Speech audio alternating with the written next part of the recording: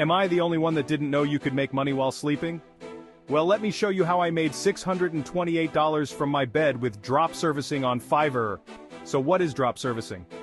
It's like flipping services. You sell a service, hire a freelancer to do the work for less and pocket the difference. Simple, right? Here's how I did it. Step 1. Identify a niche. I chose logo design. Always in demand, super profitable. Step 2. Create a service listing. I advertise my service on my website and social media. Step 3. Find a freelancer on Fiverr. I looked for top-rated logo designers at a reasonable price. Step 4. Place the order. I gave the freelancer all the details they needed. Step 5.